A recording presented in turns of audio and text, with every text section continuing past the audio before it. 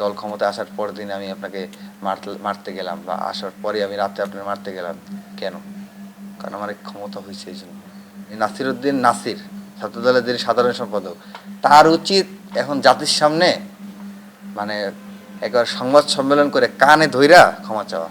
কারণ 2018 সালের নির্বাচনে যখন সুবর্ণচরে ধর্ষণের ঘটনাটা ঘটছিল ধানের শীষ ভোট দেওয়ার কারণে, তখন নাসির তো সেই দিন সেই সংবাদটা সে ছড়াইছিল সব জায়গায়। আমার কাছে তো স্ক্রিনশট আছে যে সে নিজে এটা শেয়ার করছে। কিন্তু পরবর্তীতে তো ওই যে মানে শেখ হাসিনা তো খুনি হাসিনা তো মানবাধিকার কমিশনের রিপোর্ট দিয়া বুজুং দিয়ে যে ধর্ষণের কোনো ঘটনা মানে সত্যতা পাওয়া যায় না এরকম নিউজ করছে। এবং নাসিরউদ্দিন নাসিরের নিজেদের দলীয় প্রশাসনের নিউজ দ্বারা যদি সেই নিউজ যদি মনে করেন যে নিউজের কারণে বা দলীয় প্রশাসনের বক্তব্য অনুযায়ী যদি সেটা মিথ্যা হয়, সেই জন্য যদি আমাদের ক্ষমা চাইতে হয়, তাইলে সবার আগে তো নাসিরউদ্দিন নাসিরের ক্ষমা চাওয়া উচিত 2018 সালের সুবর্ণচরের ধর্ষণের এই সংবাদ মানে ছড়ানোর জন্য। ভিক্টর নিজের মুখে অভিযোগ দিছে।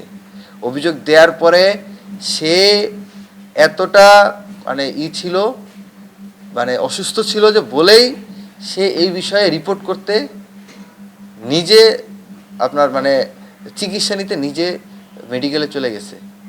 যদি কেউ মনে করেন যে হামলার শিকার হয়, সবাই এটা বলে সিম্পিতি নেওয়ার চেষ্টা করে, কিন্তু আপনি কখনো কল্পনা করতে পারবেন যে কেউ একজন মানে মানে মানে ধর্ষণের শিকার হয়েছে, সে মানে বানোয়ারভাবে এই কথাটা বলবে? এরকম কোনো কল্পনা আছে? এবং তারপর সে তো জানে যে সব মেডিকেল টেস্ট করলে চেক করলে যে সে যদি ভুল করে মানে মিথ্যা বলে থাকে সেটা ধরা পড়বে। সে তো নিজে গেছে, সে তো এমন তো না তাকে জোর করে মেডিকেলের চেক আপে নিয়ে যাওয়া হয়েছে। নিজে চিকিৎসা নিতে গেছে সদর হাসপাতালে, এবং এবং যাওয়ার পরেই আপনার যে হাসপাতালের যিনি ব্যক্তি ছিলেন তিনি মানে দায়িত্বরত যে ডাক্তার ছিল তার কাছে সাংবাদিকরা জিজ্ঞেস করে সে বলছে যে এই ধর্ষণের অভিযোগে মানে এসে একজন অসুস্থ হয়ে তিনি আমাদের মেডিকেল চিকিৎসাধীন আছে, বাকি কথা চিকিৎসার পরে বলা যাবে। সাক্ষাৎকার আছে। পরবর্তীতে এগুলো যদি আপনারা চেঞ্জ করেন, পরিবর্তন করেন, মানে স্টেটমেন্ট চেঞ্জ করা যায়, মেডিকেল রিপোর্ট চেঞ্জ করা যায়, অনেক কিছু করা যায়। যে আপনাদের হাতে ক্ষমতা, আপনার চাইলে দিনকে দিন রাতকে রাত, রাতকে দিন দিনকে রাত করতে পারেন। পুলিশ শুরুর দিকে তো বলছে, শুরুর দিকে পুলিশের বক্তব্য কি ছিল যে এদের একটা কথা বলছে যে কিছু একটা হয়েছে। এটা তো আচ্ছা ধরেন আমি একটা অভিযোগ দিলাম যে অমুক এটা করছে, বা মানে যে কোনো অভিযোগের ভিত্তিতে নিউজ মাধ্যমে নিউজ হয় কিনা। কারণ কেউ একজন অভিযোগ দিল যে আমাকে মারধর করা হয়েছে, তাহলে নিউজ মাধ্যম কি করে?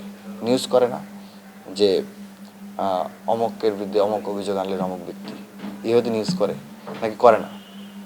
করে কিনা? নিউজ হয় কিনা? তাহলে এই ঘটনায় ভিকটিমের আসার পরেও আপনার কী বলে ভিডিও স্টেটমেন্ট আসার পরেও কোনো নিউজ হলো না কেন?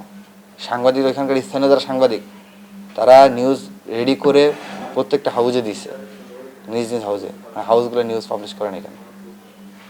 এবং ইত্তেফাক নিউজ করার পরে সেটা সরাই নিল কেন? এই প্রশ্ন উত্তরের মাঝেই সকল প্রশ্ন উত্তর লুকে আছে।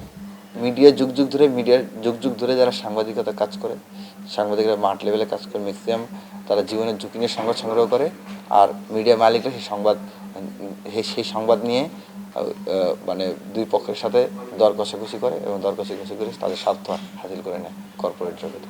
এটা যুগ ধরে হয়ে আসছে।